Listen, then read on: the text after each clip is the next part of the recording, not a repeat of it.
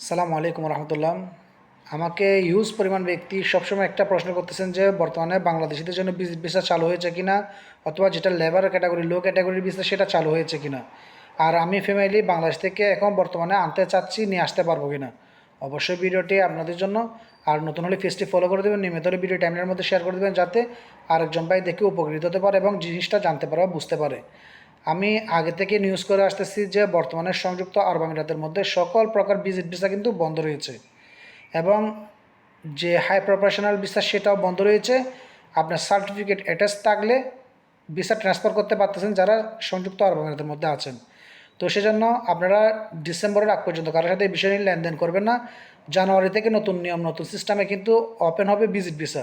তখন আপনি ভিজিট ভিসায় এখানে আসতেও পারবেন, আপনার ফ্যামিলি নিয়ে আসতে পারবেন।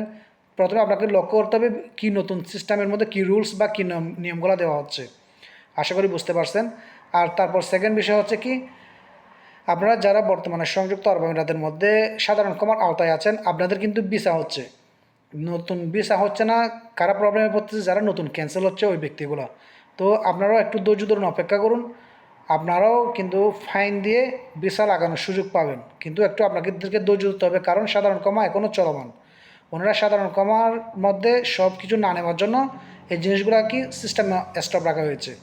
আশা করি যারা আমাকে এই প্রশ্নগুলো করছেন সেটা আপনারা বুঝতে পারছেন। তারপর যদি না বুঝেন, আমি আরও ক্লিয়ারভাবে যদি আপনাদেরকে বলতে চাই, অর্থাৎ আপনার সাধারণ কমা শেষ হয়ে যাওয়ার পর জানুয়ারির 1 তারিখ থেকে যখন নতুন আপডেট আসবে, তখন থেকে সবার সিস্টেমটা ওপেন হয়ে যাবে। কারণ এখন বর্তমানে একটা ওনারা প্রেশারের মধ্যে আছে যে অধিকাংশ না, অনেক কান্ট্রির ব্যক্তি কিন্তু এখানে সাধারণ কমার আওতার মধ্যে আছে। তো ওনাদেরকে সেবা দেওয়ার জন্য ওনারা কিছু সেবা স্টপ করে রাখা হয়েছে, বা সেটা সিস্টেমের ত্রুটির কারণে হোক বা সিস্টেমের প্রেশারের কারণে হোক।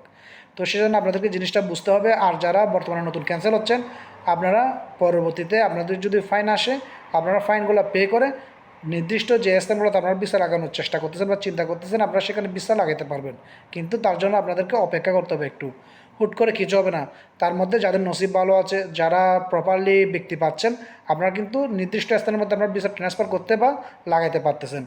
তবে এখন বর্তমানে ভিসা ট্রান্সফার করার জন্য কিন্তু অ্যাটাচড সার্টিফিকেট লাগতেছে। সেটা সবাইকে আমি আগের ভিডিওতে বলছি, এখনও বারবার বলতেছি। তো সেজন্য আপনারা অতি দ্রুত কাউকে বিশ্বাস না করে, অতি দ্রুত কাউকে আপন না বানিয়ে, টাকা লেনদেন না করে এখান থেকে বিরত থাকার চেষ্টা করবেন। না হলে কিন্তু টাকাটা দেওয়ার পর আপনি নিজে সমস্যার সম্মুখীন হতে হবে। আর বিশেষ করে এখন বর্তমানে ভিসা বের করার জন্য, ভিজিট বের করার জন্য কিন্তু পাসপোর্টের প্রয়োজন হয় না, পাসপোর্ট ফটোকপি থাকলে হয়। তো সেজন্য আপনারা যে কোনো জায়গায় পাসপোর্ট ফটোকপি ইউজ করার চেষ্টা করবেন, অরিজিনাল পাসপোর্ট কারো হাতে দেবেন না। আশা করি বুঝতে পারছেন। যদি না বোঝেন কমেন্ট বক্সে কমেন্ট করবেন, ইনশাআল্লাহ উত্তর দেওয়ার চেষ্টা করবো। আসসালামু আলাইকুম রহমতুল্লাহ।